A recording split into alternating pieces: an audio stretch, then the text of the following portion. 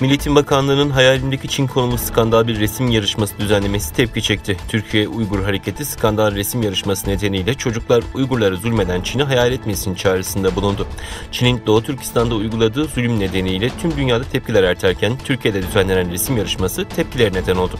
Türkiye Uygur Hareketi sosyal medya üzerinden yarışmaya tepki göstererek yarışmanın iptal edilmesi yönünde çağrıda bulunulan açıklamasında bugün hala soykırıma uğramakta olan Uygur Türklerini hayal edelim, soykırım yapan Çin'i hayal etmeyelim. Lütfen yetkililere ulaşana kadar RT edelim. Bu yarışma iptal edilsin ifadelerine yer verildi. Milli Eğitim Bakanlığı'na hayalimdeki Çin resim yarışmasının iptal edilmesi için çağrıda bulunan Büyük Birlik Partisi Aydın İl Başkanı Saim Özyürek, MEB'in yarışmaya izin vermesi ve desteklemesi demek Çin'deki Uygur Türklerine yapılan soykırım ve zulümleri görmezden gelmek demektir.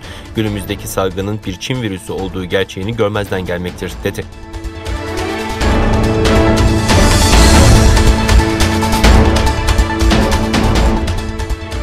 Türkiye, Çin'in Sinovac firmasıyla 2 defada teslim edilmek üzere 100 milyon doz Coronavac aşısı alım anlaşması imzaladı. Ancak Türkiye'ye gelen Çin aşısının miktarı 26 milyon dolar olunca hem bu hedef tutturulamadı hem de muhalefetin eleştiri dozu yükseldi. Sağlık Bakanı Çin aşılarının teslimatında yaşanan gecikmeden muhalefetin Çin aleyhtarı politikalarını sorumlu tuttu. Fahrettin Koca, birileri Çin'le yapılan anlaşma için 100 milyon değil 50 milyon diyor. Anlaşılan karalama kampanyası başlatmışlar. Bugün Çin'den aşı gelecekti. Nerede diye soranlar, dün Çin'le aramızdaki hassas konuları kaşıyarak ilişkilerimizi bozmaya çalışıyorlardı, dedi. Koca'nın açıklamalarına birkaç saat sonra İYİ Parti Genel Başkanı Meral Akşener'den cevap geldi. KRT televizyonunda canlı yayına çıkan Akşener, bugün Sayın Koca'nın da bir açıklaması oldu. Çok üstüme alındım. Sayın Koca'ya yazıklar olsun ki Çin'le aramızdaki hassas konuları kaşıyarak, yani Uygurlar, Müslüman Türk kadınlar, Müslüman Uygur kardeşlerimiz tecavüze uğruyor, soykırıma uğruyor demek aramızdaki hassas konuları kaşımakmış. Biz sadece Çin'den gelecekti diye sormuyoruz. BioNTech alın dedik, Rusya'dan alın dedik. Uygurlarla ilgili bütün hassasiyetlerimizi her saniye ortaya koymaya devam edeceğiz. Öbür taraftan vereceksin parasını, alacaksın aşını diye konuştu.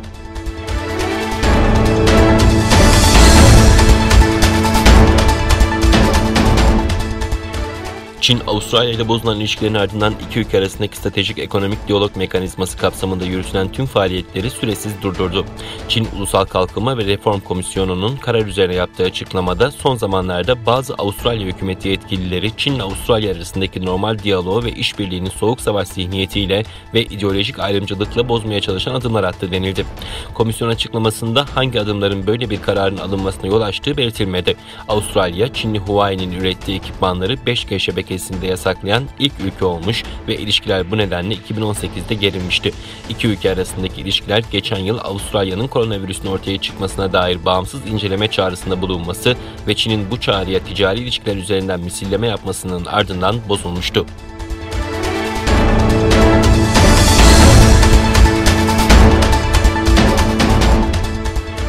Çin yönetimi dünyanın sanayileşmiş en büyük 7 ülkesiyle Avrupa Birliği'ni bir araya getiren Dışişleri Bakanları düzeyindeki G7 toplantısında yapılan ortak açıklamaya sert tepki gösterdi. Dönem Başkanı İngiltere'nin ev sahipliğinde başkent Londra'da düzenlenen G7 Dışişleri Bakanları toplantısının ardından yayımlanan ortak bildiride Tayvan'a da destek verilmiş, Doğu Türkistan'daki insan hakları ihlalleri ve toplama kampları nedeniyle Pekin'e ağır eleştiriler yöneltilmişti. Ayrıca açıklamada Çin'in ekonomik etkisini başkalarına karşı zorbalık yapmak için kullandığı gerekçesiyle suçlu olduğu belirtilmişti. Çin Dışişleri Bakanlığı Sözcüsü Wang Wenbin bildirinin Çin'in iç işlerine büyük bir müdahale olan asılsız suçlamalar olduğunu dile getirdi ve bildiriyi şiddetle kınadığını aktardı. Diğer yandan Tayvan Cumhurbaşkanlığı Ofisi verilen destek için G7'ye teşekkür etti.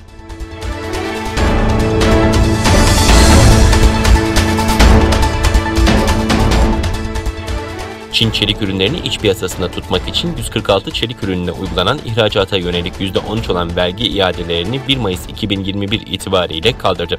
Söz konusu düzenlemenin Çin'in çelik ihracatında fiyatların artmasına ve dünya fiyatlarına yansıması bekleniyor. Çin Devlet Konseyi'nin Gümrük Tarife Komisyonu tarafından yayınlanan açıklamaya göre 146 çelik ürününün ihracatta vergi iade desteğinin kaldırılmasına karar verildi. Sıcak saç, paslanmaz çelik ürünler, inşaat demiri, profil ve bazı boru çeşitleri karardan etkilenecek ürünler arasında yer alıyor. Soğuk saç ve galvanizli saça uygulanan %13 vergi iadesi kapsam dışında tutuldu.